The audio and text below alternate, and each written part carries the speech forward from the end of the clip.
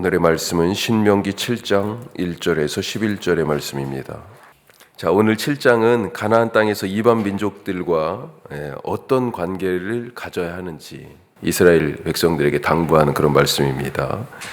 자, 그래서 우리가 읽은 이 말씀을 통해서 살펴보면요. 첫 번째로 주어가 하나님이다. 우리 인생의 주어가 하나님 되실 수 있길 바랍니다. 예수 믿은 사람들은 주님이라고 고백하잖아요. 예수님을. 그렇죠? 예수님을 나의 주님으로 고백하는 것이 우리 신앙생활하는 사람의 가장 중요한 표준이죠. 표준. 자, 1절에 나오는 동사들을 한번 보면 너를 인도하사, 그리고 그 차지할 땅으로 들이시고, 그렇죠? 인도하사, 들이시고, 그리고 가나안의 7 족속들 이름이 쭉 나옵니다. 그 끝에 쫓아내실 때 인도하고 들이시고 쫓아내시는 것. 자, 이스라엘 백성들이 지난 40년간 이집트를 출발해가지고 여기까지 왔어요. 모두가 이스라엘이 한 일이고 또 앞으로 할 일 맞습니다. 그러나 이스라엘의 일 이전에 하나님의 일이십니다. 하나님의 일이에요. 이스라엘이 자기 발로 걷고 있지만 그 걸음을 인도하시는 분이 하나님이시다. 우리가 그렇게 고백하잖아요. 하나님이 인도하셨고 앞으로도 인도하셔서 약속의 땅에 들이시고 거기 살고 있는 7 족속도 하나님이 쫓아내실 것이다. 이 백성이 누굽니까? 여호와의 이름을 두신, 여호와의 이름으로 일컬음을 받는 그 안에 여호와가 계신, 그래서 실질적으로 그랬잖아요. 진영에 진을 치고 있으면 그 한 가운데 하나님의 집, 성막이 있어서 하나님이 내가 너희 안에 같이 살겠다 지금 그러신 거잖아요. 하나님께서 자기 이름을 두신 그들과 함께 사시는 그 백성들 위하여서 지금 일하고 계시는 것입니다. 하나님이 하시는 그것을 받아들이고 그 행하심을 따라가는 것, 그것이 바로 믿음의 삶이죠. 하나님이 하신다라고 하는 것을 못 믿으니까 내가 하는 것 아니겠습니까? 내가 하려고 하고요. 우리 지난 주일에도 그런 말씀을 나눴습니다만 가나안 땅 정탐 이야기가 바로 그것입니다. 기대를 가지고 정탐을 했는데 성벽은 두껍고 거인 족속이 살고 있다. 그렇게 보고를 했죠. 그러면서 그 객관적인 얘기를 가지고 성벽 두꺼워요. 객관적으로. 키가 그들이 훨씬 커요. 객관적으로. 사실은 그게 맞는데 그걸 가지고 어떤 가치를 부여하고 판단을 합니까? 우리가 가진 것으로는 저 성벽을 뚫을 수가 없어. 그들 앞에 서면 그들은 거인이지만 우린 너무 작아서 메뚜기처럼 그들을 절대로 이길 수가 없어. 결국은 저 땅은 우리가 살 땅이 아니라 저 땅은 우리의 생명을 삼키는 땅이다. 이런 결론을 내게 되죠. 약속의 땅이 아니라는 것입니다. 들어갈 수 없다는 거예요. 그리고 그들이 믿은 대로, 판단한 대로 약속의 땅에 결국 들어가지 못하고 광야에서 죽었습니다. 나중에 다윗이 이 거인 족속과 마주하지 않습니까? 골리앗. 그때 다윗은 이 골리앗 앞에 서서 뭐라고 얘기했습니까?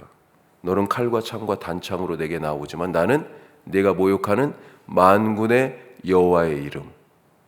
그 이름을 누구에게 두셨으니까요? 다윗. 그 이름을 이스라엘에게 두셨기 때문에 나는 그 이름으로 내게 간다. 하나님이 자기 속에 계시고 자기를 통하여 일하신다라고 하는 것을 믿은 거죠. 골리앗을 다윗이 죽였습니까? 맞아요. 사실은 그거죠. 눈에 보이는 일 자체는. 다윗이 물맷돌을 던졌으니까 맞는 말입니다. 그런데 정확히 얘기하면 뭐예요? 하나님이 골리앗을 죽이게 하신 거죠. 다윗에게 이기게 하신 것입니다. 주어는 하나님입니다. 우리 인생에서 주어가 내가 될 때가 가장 위험한 때 아닙니까? 야, 내가 이루었어. 내가 했어. 내가 할 거야. 예, 내가 인생의 주인이 될 때 가장 위험해요. 그리스도인은 나는 죽고 예수로 사는 사람이잖아요. 내 안에 계신 것은 그리스도다. 바울이 계속 그렇게 고백하죠. 내 안에 사시는 그리스도가 내 행동의 주인, 내 말의 주인, 내 감정의 주인, 내 생각의 주인, 내 가정의 주인, 내가 하는 일의 주인, 내 안에 계신 바로 그분이 주인이 되시도록 하는 그런 참된 믿음의 삶을 오늘도 경주하시기를 축복합니다. 자, 두 번째로 진멸하지 않으면 진멸당한다. 2절에서는 가나안 족속들을 넘기실 때 그들을 진멸하라고 지금 말씀하고 있습니다. 자, 2절 말씀을 보면 내 하나님 여호와께서 그들을 내게 넘겨 내게 치게 하시리니 그때 너는 그들을 진멸할 것이라. 진멸. 가나안 땅과 관계돼서 진멸이라는 단어가 자주 나와요. 히브리 말로 헤렘이라는 단어인데 가나안 땅을 얻는 과정, 모든 과정에서 가장 기본으로 주신 원칙이에요. 이 헤렘이. 자, 다른 데서는 말 그대로 진멸, 살아있는 모든 생명을 다 사람이든지 짐승이든지 죽이는 것으로 나타나는데 오늘 말씀에서는 이 헤렘을 그 밑에 구체적인 예들이 나와요. 자, 뭐가 나옵니까? 지금 읽은 2절 말씀 뒷부분에 보면 어떤 언약도 하지 말고 또 불쌍히 여기지도 말고 계속 넘어가면 혼인하지 말고 내 딸을 그들의 아들들에게 주지 말고 그들의 딸을 내 며느리로도 삼지 말라. 자, 이런 명령을 내리신 이유가 뭘까요? 이것이 지금 진멸하고 지금 관계가 돼 있다고 얘기하잖아요. 4절 말씀. 자, 4절 말씀 한번 같이 보겠습니다. 4절. 그가 내 아들을 유혹하여 그가 여호와를 떠나고 다른 신들을 섬기게 하므로 여호와께서 너희에게 진노하사 갑자기 너희를 멸하실 것임이니라. 유혹하는 게 누굽니까? 그 아들, 여기 이제 아들을 유혹했다 그러니까 이제 며느리로 들인 이방 여인을 얘기하는 건데, 뭐 하여튼 유혹을 받는다는 거죠. 이스라엘 백성들이 그런 관계를 통해서. 그래서 여호와를 떠나고 결국은 다른 신들을 섬기게 된다. 이 모든 것들이 하나님을 버리고 가나안 신들을 섬기는 우상 숭배로 이어진다. 그것 때문에 하지 말라고. 일말의 가능성도 열어두지 말라고 말씀하고 있는 것입니다. 이미 민수기 25장에서 이런 일이 있었잖아요. 모압 평지에서 이스라엘 사람들이 모압 여인들을 만나면서 모압의 신들을 섬기고 그 신을 섬기는 축제에 참여하면서 신들을 섬기게 된 거죠. 이후에 나라가 세워졌을 때도 어떻습니까? 다윗과 솔로몬 시대 얘기하는데 그 이후로 끝이에요. 사실은 솔로몬이 어땠어요? 이방 여인들과 정략적인 결혼을 했잖아요. 아내라고 불려질 수 있는 사람들이 합하니까 1000이라고 그랬잖아요. 1000명. 그 이후에 나라가 망하고 나서 바벨론에 포로로 끌려갔습니다. 나라가 망한 것도 사실은 우상 숭배 때문에 망했죠. 하나님을 떠났기 때문에. 자, 그래서 포로로 잡혀갔어요. 이 포로로 잡혀간 그 땅에서 하나님이 또 약속하셨죠. 70년 후에 돌아오게 하리라. 결국 돌아왔습니다. 바벨론에서 포로. 한 번도 아니고요. 1차, 2차, 3차. 돌아왔는데 나중에 에스라가 와서 보니까 어때요? 속 터집니다. 속이 터져. 에스라가 2차 귀환을 주도했는데 와서 보니까 가관이에요. 왜요? 심지어 제사장들조차도 이 가나안의 여인들, 이방 여인들 아내로 삼아 살고 있더라는 거죠. 이런 일이 생길 때 하나님 어떻게 하신다고 그랬습니까? 4절 뒤쪽에 너희에게 진노하사 갑자기 너희를 멸하신다. 헤렘이 가나안 땅에 이루어진 게 아니고요. 어디에? 이스라엘 백성들에게 갑자기 멸하신다고 되어 있습니다. 관용해야 할 때가 있고 단호해야 할 때가 있죠. 불쌍히 여길 때가 있고 냉정할 때가 있습니다. 전도서에서 그 때에 대해서 쭉 얘기하는데 우리가 그 때를 잘 분별할 수 있기를 바랍니다. 내 삶에서 더 단호하고 냉정하고 과감하게 단절할 것이 무엇인가? 조금이라도 여지를 두지 않아야 할 것이 무엇인가? 미루다가 지금 딱 끊어야 되는데 미루다가 갑자기 심판의 날이 옵니다. 자, 세 번째 말씀. 사랑하는 자. 하나님을 사랑하라고 지금 말씀하고 있어요. 사랑하는 자는 그분의 말씀 안에 산다. 하나님을 사랑한다면서 그분의 말씀을 듣지도 않고 읽지도 않고 행하지도 않는 것. 이건 사랑하지 않는 거예요. 사랑하는 자는 말씀 안에 산다. 자, 이 하나님이 이 백성을 택하여서 약속의 땅으로 들이시는 이유가 뭐냐? 오늘 나오고 있습니다. 7절 말씀에 나오죠. 자, 7절 우리 다시 같이 보면요. 여호와께서 너희를 기뻐하시고 너희를 택하심은 너희가 다른 민족보다 수요가 많기 때문이 아니니라. 너희는 오히려 모든 민족 중에 가장 적으니라. 우리의 강함 때문에 택하신 것이 아니고 약함 때문에 택하셨답니다. 다른 민족들보다 더 돋보이고 힘이 있어서가 아니고 수요가 많아서가 아니고 너무 보잘것없고 미약하고 종살이하고 있었잖아요. 수요도 적다고 얘기하고 있습니다. 예수님이 병든 자에게 의원이 필요하다 그렇게 말씀하셨잖아요. 병든 자에게, 죄인에게 구원이 필요한 거죠. 죄인에게 은혜가 필요한 거예요. 배고픈 자에게 배부름이 필요한 거고요. 이게 뭐예요?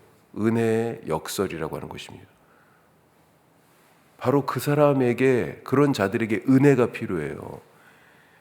다른 민족들보다 세상에서 너무 보잘것없고 작고 종살이하고 있고 그것도 한두 해도 아니고 400년을 하나님이 긍휼을 그들에게 베푸시는 거죠. 너희의 약함 때문에 택하셨다고 지금 말하고 있습니다. 수요가 너무 작아서 택했다고. 그래서 은혜를 받게 되었고 그래서 구원을 얻게 되었어요. 왜 하나님이 이런 선택을 하셨습니까? 두 가지 이유가 나오죠. 8절에 보십시오. 여호와께서 다만 너희를 사랑하심으로 말미암아 또는 너희의 조상들에게 하신 맹세를 지키려 하심으로 말미암아. 정확하게 나오죠. 사랑하셔서 너희를 그 이집트 바로의 손에서 구원하셨다. 구원의 하나님이에요. 사랑하셔서. 또 너희의 조상들에게 하신 맹세를 지키시기 위해서. 이게 무슨 얘기예요? 하나님은 약속하신 것을 지키는, 말한 대로 행하시는, 앞과 뒤가 똑같으신 믿을 만한 분, 신실하신 하나님이라는 거잖아요. 따라서 하나님도 우리에게 그 사랑을 기대하시고요, 그 신실하심을 원하십니다. 9절 말씀에 바로 그것이 그대로 나와요. 자, 9절을 보니까 뭐라고 돼 있어요? 그런즉 너는 알라 오직 내 하나님 여호와는 하나님이시오. 같이 해요. 신실하신 하나님이시라. 그를 사랑하고 그의 계명을 지키는 자에게는 천대까지 그의 언약을 이행하시며 인애를 베푸시되. 이 인애라고 뒤에 나오는데 이 인애가 사랑입니다, 사실은. 그런데 히브리 단어로는 헤세드예요. 헤세드. 많이 들어보셨죠? 약속에 충실한 사랑, 언약적인 사랑, 헤세드. 신실하신 하나님이라는 거죠. 누구에게요? 그를 사랑하고 그의 계명을 지키는 자. 하나님이 그렇게 하셨고 그 사랑 때문에 구원하셨고 그 약속을 지키시기 위한 신실함으로 이 백성들을 가나안 땅으로 지금 인도하고 계시잖아요. 그래서 그의 백성들에게도 똑같이 그의 하나님께 사랑과 이 신실함을 요구하십니다. 예수님이 이렇게 말씀하셨어요. 요한복음 14장 말씀인데 나의 계명을 지키는 자라야 나를 사랑하는 자니. 이 신실과 사랑이 묶여 있어요. 나의 계명을 지키는 자라야 나를 사랑하는 자니. 나를 사랑하는 자는 내 아버지께 사랑을 받을 것이요 나도 그를 사랑하여 그에게 나를 나타내리라. 오늘 하나님의 사랑에 반응하실 수 있길 바랍니다. 당신이 하신 말씀을 우리를 위하여 지키시는 신실하신 하나님에게 우리도 하나님께서 우리에게 당부하신 그 말씀을 지키며 살아가는, 말씀 따라 그 계명 안에 거하는 하나님을 사랑하는 자가 되어서 그렇게 반응하는 삶을 살아서 주님의 그 은혜가 우리의 삶에 넘치는 복된 날 되시기를 주님의 이름으로 축복합니다. 기도하겠습니다. 세 가지 말씀 나눴습니다. 인생의 주어, 내 인생의 주어는 하나님이다. 나는 예수님을 나의 주님으로 부릅니다. 생각의 주인, 말의 주인, 내 마음의 주인, 내 감정의 주인, 내 일의 주인, 내 관계의 주인, 모든 것이 바로 하나님입니다. 내 삶의 주어는 하나님이다. 또 한 가지 진멸에 대해서 말씀 나누는데 조금이라도 용납하면요 갑자기 그것을 통해서 죄가 그냥 죄의 순식간에 사로잡히고요 하나님의 심판도 갑자기 옵니다. 단호할 것, 단절해야 할 것 미루지 마시고 오늘 끊는 그런 결단 있게 하시고, 세 번째 사랑하는 자 주님의 말씀 안에 거합니다. 신실하시고 사랑하시는 하나님의 은혜를 우리 그대로 받고 응답하는 삶을 살게 없어서 기도하시기 바라고, 오늘 혁신도시를 위해서 기도하고요 우리 교회에게 주신 구원의 비전을 위해서 같이 기도하겠습니다. 혁신도시 안에 11개 교회들이 있습니다. 하나님 이 교회들의 복 주시옵소서. 수많은 일터들이 있습니다. 12,000여 세대 집이 있습니다. 하나님 모든 사람들 구원하여 주옵소서. 우리 다 같이 기도하시겠습니다. 기도합시다.